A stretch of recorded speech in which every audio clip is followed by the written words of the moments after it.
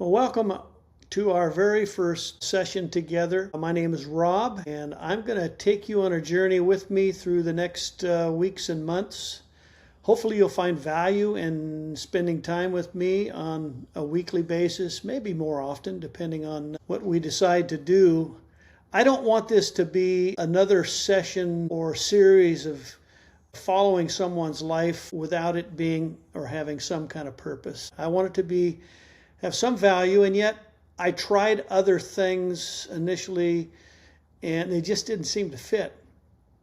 I want this to be interactive and a lot of spontaneity, and I'm going to have some guests come on a regular basis. And in no way do I feel like I have anything unique and special to add to your life, other than I think that we're all unique and special in our own God-given ways. And so in the same token, I feel like I maybe can share with you some things that can encourage and challenge you. This is going to give me something to engage in with you along the way. And yeah, I'm living life just as you are. And recently I'm living a different kind of a lifestyle in that I'm retired. Retirement is an interesting thing because we think we're ready for it, and I don't know if we ever really can be fully ready to no longer have to get up and do the things that we used to do. Plenty still to do, plenty of things to keep the home going and pay the bills and take care of family-related family business. There's plenty to absorb our time and energies, but there's more time than ever to do other things. And finding value and finding purpose in those other things can be challenging. And so as we walk along together in the future, I'm hoping that as your life is similar to mine, your life can be obviously different than mine, that we'll find intersections to meet at along the way, that maybe we can help one another on this path called retirement and getting into the sunset years. I don't like any of the terminology used because I feel now that I, in some ways, have more to give than ever. That's, again, one of the big challenges of retirement is we finally have a few things figured out. We've gone through a lot of things in the years previous to this, and when we're young and full of life and energy and our physical bodies are capable, we get occupied with a lot of things. And as we wind down and as energy levels drop, and as surgeries take place and other physical challenges, which also affect our emotional person and as well as even our spiritual being, we have new challenges. And I want us to find out together what we can do to maximize the time that we do have left. I believe that God has given us life for a purpose, and it doesn't end at 65 or 70 or even 80. I think Moses was 80 before he even launched into his final mission. And so I want to spend time with you today with some basic core things that seem to be general challenges with most people once they retire.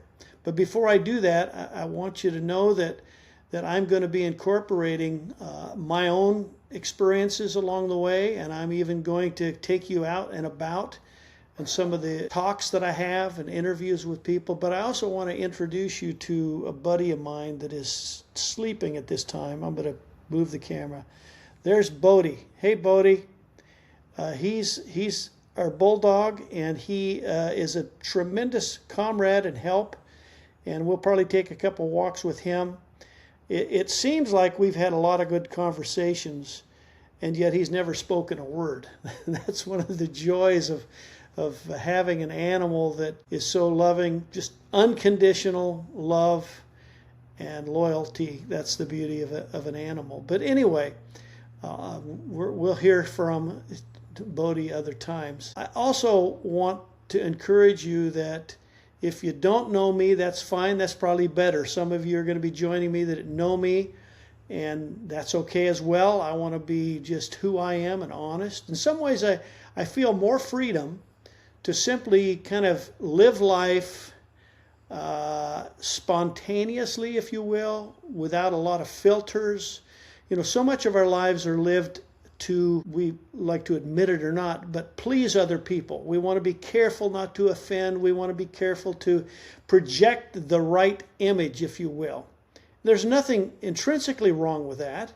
As a matter of fact, we should be careful and we should be courteous and compassionate and caring. We don't have to say everything we think. God help us if we do. We don't have to promote our ideas and our opinions about everything. So there is a certain amount of maturity that we find in being careful, being cautious about what we say and how we respond, and controlling our emotions and feelings. Those are all things that we should learn along the way as we mature.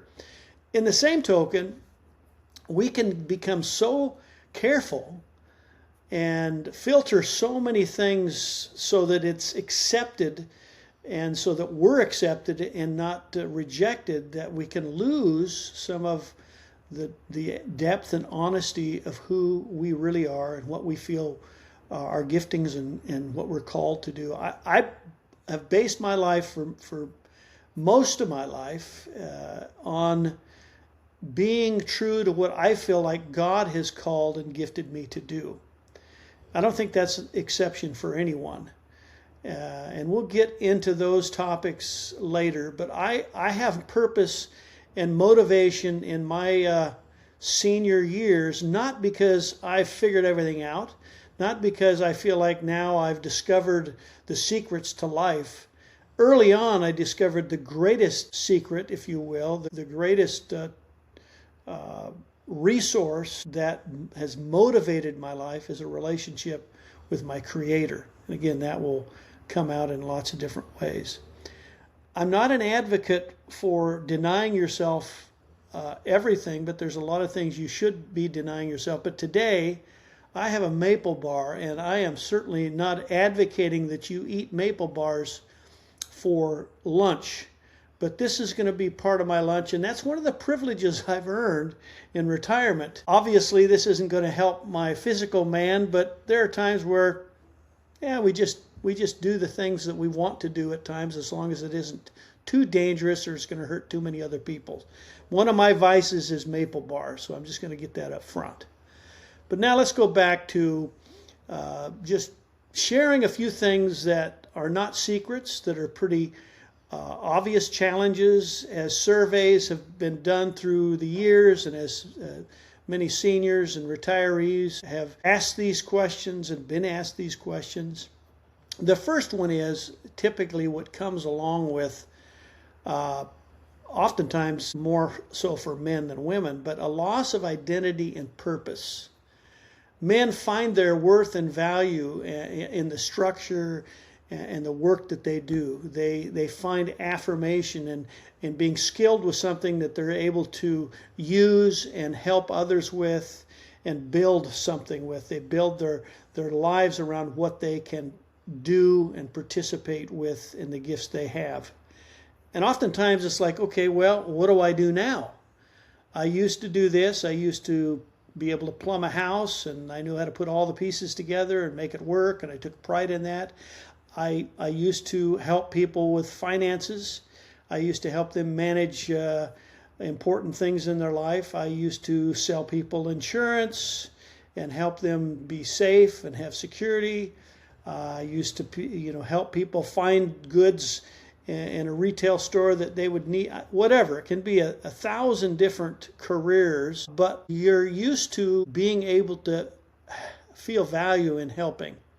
And so some of you lose a title, you lose some authority. Oftentimes you're meeting with your clients or with other coworkers. There's a loss because that ceases in your retirement. And oftentimes you can feel irrelevant, or you've been replaced by someone else. There's a movie I watched some years ago. I'd recommend that it speaks so clearly to this. It's called What About Schmidt? And it's about a man that sold insurance his whole life and elevated in that career and did well, and all of a sudden he retires, and the whole movie is about him finding purpose and identity again. It's worth watching if you haven't seen it. So we want to, rather than move towards performance-based things in our identity, more value and purpose-based living. So that's something we'll be talking about in the future. The second thing is a lack of structure and direction. Work kind of builds in that rhythm of everyday life. We know what we're supposed to do, when we're supposed to do it. It sets boundaries. It helps us stay focused. Well, once that's gone, we now are challenged with all this time that we have that is not very structured. It's not very. We don't have to show up at a time and a place and meet with someone at a particular time. It's kind of a free-for-all with our time. Obviously, there are exceptions to that if you're involved in taking care of your grandkids or even your kids, or you're engaged in other family things, even friends that may need help, people that have been maybe physically handicapped.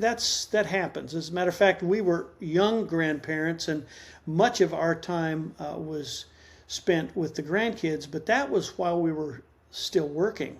We were young, we married young, we had kids young. Our grandkids now are pretty much grown. Our youngest is 16. So we don't have that engagement, and they live out of state. A couple of them live here in town. But the point is, we've got more time than ever.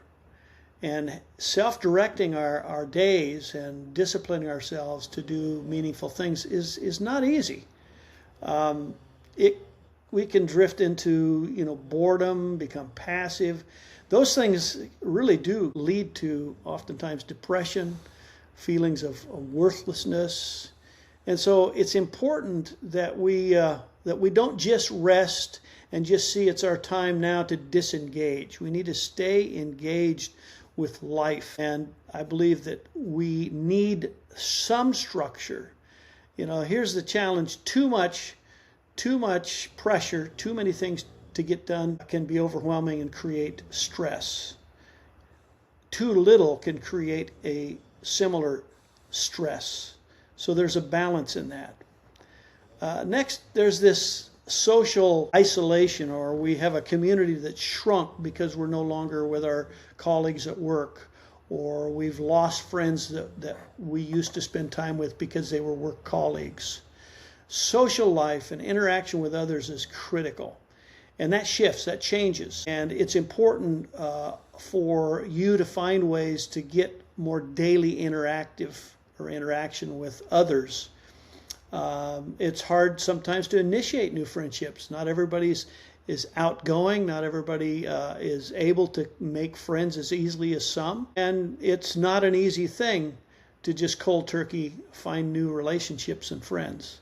But it can be done. And having a community that is growing, if you will, rather than shrinking, I believe is important. That's part of the reason why my wife and I are involved in a local church. And it isn't the primary reason, but it's a very important part of it. We meet new people. It helps us stay engaged.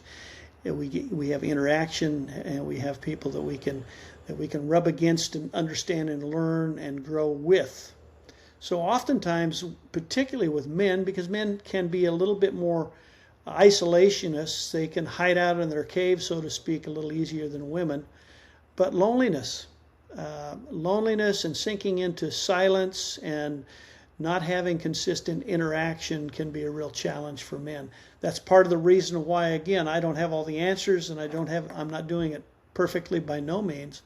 But I meet with a couple of different men's groups each week, which helps me feel like I'm not in this alone. And we talk about things. We discuss things related to the changes that we're experiencing in retirement, and sometimes the loss of purpose and motivation. So that social isolation is not a healthy thing when you move into retirement. Next, marriage and relationship adjustments. Obviously, if you've been married very long, my wife and I have been together 51 years, and we've had to make transitions along the way. Of course, when you're young and you have young children, you adjust everything kind of centers around their lives. And there's a tremendous amount of challenge to stay connected and keep your relationship with each other healthy because you've got so many distractions. Then you move into the teen years where there's more independence, you have a little bit more time. It can be hectic as well, and you're adjusting to the adolescence and the things they're going through as they become adults. But then it's the empty nest syndrome that comes, and that's probably one of the hardest ones to deal with. The kids leave. So much of your focus and time and energy has been on the kids that you look at each other and it's like, okay, who are you now? I mean, that's an extreme exaggeration, but there's a little truth to that. You've fallen out of that ongoing daily interaction. Maybe you haven't been going out together on dates, and your whole life has been kind of circumvented or directed towards the kids, and now you're looking at each other face to face and going, okay, what are we going to do? How are we going to build this season together where we're finding value in each other, and we can appreciate and discover and affirm each other in ways that maybe we didn't have time to or take the time to before. There can be some role confusion. With men, oftentimes, they didn't even know how to make their way around the kitchen for years. There's obviously things have changed through generations, but all of a sudden, guys, you're rearranging your wife's kitchen, and that's not going to go well. You're in her domain, so to speak, and maybe just the other way around. Maybe you as a guy did most of the cooking, and your wife worked, and you enjoyed that. Now she's home, and you're both retired. So there's some battles that can take place on who's in charge of what. And so just those are some areas that can stretch us and create oftentimes challenges and problems. If you've had, and all of us have, unresolved marital conflicts through the years, things that have not been resolved, conflicts that have created separation or division or hurt and pain, and wow, those now have a greater environment to surface and create even more challenges. Oftentimes couples get into this season in their life, and when you think that, just when you should have things together in terms of knowing how to navigate and enjoy the relationship, you're looking for a marriage counselor because these things have surfaced now that you have time to really ponder, think about, and be confronted with them. So staying in love and loving each other and being together and finding those healthy ways to do that in this new space and time is going to be a challenge for you. The fifth thing is health decline, physical limitations. You're not as strong as you used to be. You don't have the same energy level. Particularly men, have identified and found their value in their ability to do things physically, maybe sports. And now all of a sudden your back hurts and you're not able to do the things you used to do. Or you find that you're not able to participate together even in some of the things that you found enjoyable. You've sold the boat because the boat isn't used as much, and you quit skiing a long time ago. Whatever that looks like, your physical limitations can play a role.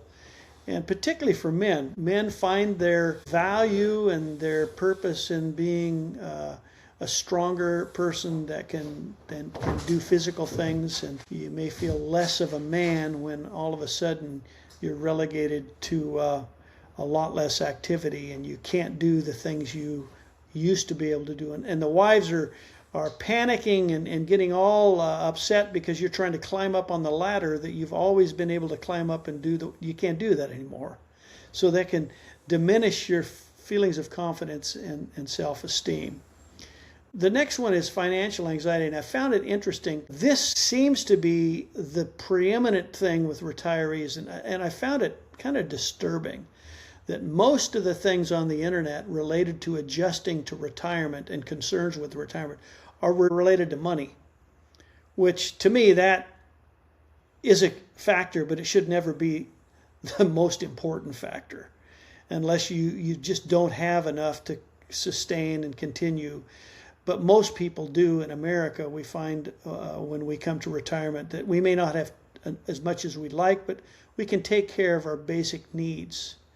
And so there are legitimate fears, but I want to put you at ease, and we'll talk about this more down the road. Most people don't find their value, purpose, and happiness, if you will, in life by having lots of money. And in retirement, putting too much of a priority in that can be problematic. There's fear of outliving your money. That's a real thing. There can be anxiety over medical expenses. And the bottom line here is you're feeling like you're losing control. But I want to encourage you again, control is not found, or security, I should say, is not found primarily just in money. And then there can be mental health challenges, finally, and the retirement can expose some things that you didn't even know about yourself.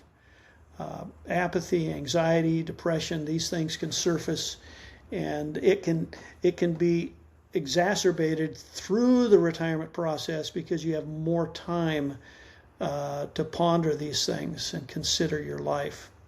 And these are just a few things, and we're not going to cover all of these things at length, but I just wanted to weigh in and say our time together is not going to be spent with me just talking about my opinions, my life, my feelings to help me somehow get through this season.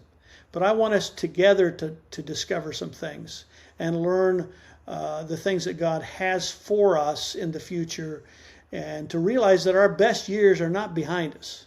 I really believe this, that our best years, as we allow God to continue to give us vision and give us motivation for the future and hope for the future, our best years, they may not be the most comfortable, they might not be the most physically stable, but I believe that they can be the best years for our lives ahead of us. So that's it for today. I hope to be on here next week. And again, I'm going to have guest speakers, and we're going to kick around issues I believe that can be relevant to you. And if you really need to feel a little bit more encouraged today, put a little smile on your face, I would encourage you to try a maple bar. Not that I'm trying to promote sugar in your system, you don't need more of that. But little things now should find a bigger place in your heart and life now that you're not as busy and you're retired. So I want to say God bless you, and I hope that you can give me some thumbs up, thumbs down, some interaction as that's allowed through this program. And I hope to see you next week. This is Rob signing off.